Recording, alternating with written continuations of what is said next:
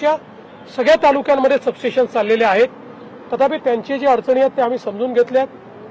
काय मार्ग काढता येईल, कमीत कमी नुकसान व्हावं या दृष्टीने काय मार्ग काढता येईल याकरता जे आपले ट्रान्समिशनचे विक्रम कुमार आहेत ते आणि सेंट्रल गव्हर्नमेंटची लाईन असल्यामुळे सेंट्रल गव्हर्नमेंटचे अधिकारी असे त्यांच्यासोबत बसून आणि भविष्यात आपल्याला त्यातनं कसा मार्ग काढता येईल असा प्रयत्न करण्याचा आम्ही निर्णय घेतलाय. सोबत आम्ही त्यांना अपील देखील केलेली आहे की आपण अशा पद्धतीनं जो काही हा कॉरिडॉर आहे याला जर विरोध केला तर त्याचा पुण्याच्या ग्रोथवर परिणाम होईल आणि म्हणून आपणही थोडी मदत करावी आणि मधला मार्ग काढावा अशा पद्धतीचा प्रयत्न आहे. एमपीएससी वरून मोठा गदारोळ पाहायला मिळतोय. आधी तुमच्यासोबत सुनील गाडवेचा जो फोटो होता तो व्हायरल केला गेला आणि आरोप केला गेला की यामध्ये भाजपचा सुद्धा समावेश आहे. अभिमन्यू पवारांवरती आरोप झाले. आज सुनील गाडवे यांचे शरद पवार आणि रोहित पवारांसोबतचे सुद्धा फोटो भाजपकडनं करण्यात आले. बघा, पहिल्यांदा तर कोणीही असो आणि कुठल्याही पक्षाचा असो त्याच्यावर कारवाई झाली आणि होईलच. एमपीएससीच्या संदर्भात पूर्ण परीक्षा पारदर्शीपणे झाल्या पाहिजेत हे शासनाचे मत आहे. खरं तर या परीक्षेमध्ये जो काही पोलीसचा रिपोर्ट आलेला आहे हा काही मास पेपर फुटलेला नाही. पर्टिक्युलरली एका व्यक्तीकडे तो पेपर गेलेला आहे. तथापि पारदर्शितेकरता एमपीएससीने पूर्ण परीक्षा रद्द केली हे महत्वाचं आहे. आता याच्यामध्ये विशेषतः परीक्षेच्या संदर्भात रिफॉर्म्स करण्याकरता एक समिती आपण तयार केली आहे. एमपीएससीलाही अंतर्गत रिफॉर्म्स करण्याची विनंती आपण केलेली आहे.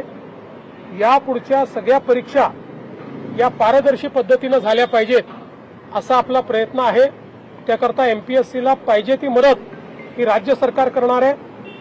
परीक्षेमध्ये कुठलेही गैरप्रकार होऊ नये म्हणून जी कमिटी केली आहे ती कमिटी आता सगळ्या विभाग स्तरांवर जाऊन विद्यार्थी, शिक्षक आणि यातले जेवढे स्टेक होल्डर्स आहेत त्यांच्याशी चर्चा करून एक फुलप्रूफ अशा प्रकारची पद्धत आपण तयार करणार आहोत की ज्याच्यातनं भविष्यातल्या परीक्षा या चांगल्या झाल्या पाहिजेत.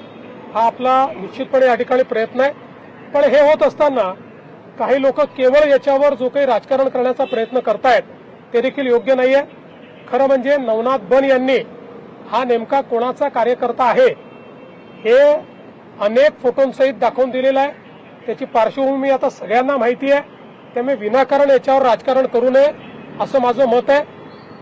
राज्य सरकारने मात्र हे आता मनावर घेतलेलं आहे.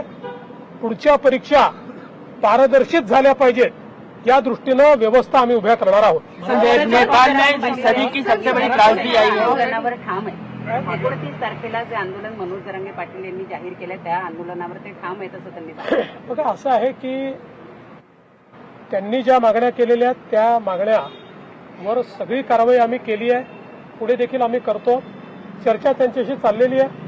मला विश्वास आहे की आमची चर्चा करणारे जे काही सगळे प्रतिनिधी आहेत ते सरकारच्या घेतलेल्या जे काही निर्णय आहेत ते निर्णय त्यांच्यापर्यंत पोहोचवतील. मी एवढंच सांगतो, या सरकारने मराठा समाजाकरता जेवढे निर्णय घेतले आणि जेवढं काम केलं तेवढं पूर्वी कधी झालेलं नाही. 2014 नंतर 2026 पर्यंत आमची जी महायुतीची सरकार आहे त्या सरकारनेच मराठा समाजाच्या हिताचे निर्णय घेतले आहेत. हे मात्र सर्व मराठा समाजाला देखील माहिती आहे. अजून काही घेण्याची आवश्यकता असेल तर ते देखील आम्ही घेऊ.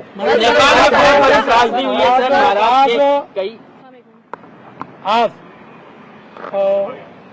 मुंबईतल्या ऑटो चालक, टॅक्सी चालक संघटनेने माझी भेट घेतली आणि हाजी अराफात यांच्या नेतृत्वात ही भेट झाली. त्यावेळी त्यांनी पहिल्यांदा तर हे सांगितलं की महाराष्ट्रामध्ये जुजबी मराठी का होईना हे आलं पाहिजे, याचं आमचं पूर्ण समर्थन आहे आणि ते शिकण्याचा प्रयत्न आम्ही करतो. कशा पद्धतीनं त्यांनी प्रयत्न केला हे देखील त्यांनी सांगितलं आणि भविष्यातही हा प्रयत्न आम्ही करत राहू. पण वेगवेगळ्या वयातले हे जे काही टॅक्सी चालक, रिक्षा चालक आहेत यांना इतक्या कमी वेळामध्ये जुजबी मराठी शिकता येईल हे काही योग्य नाही, शक्य नाही आणि म्हणून आम्हाला वेळ वाढवून द्यावी अशा प्रकारची मागणी त्यांनी केली.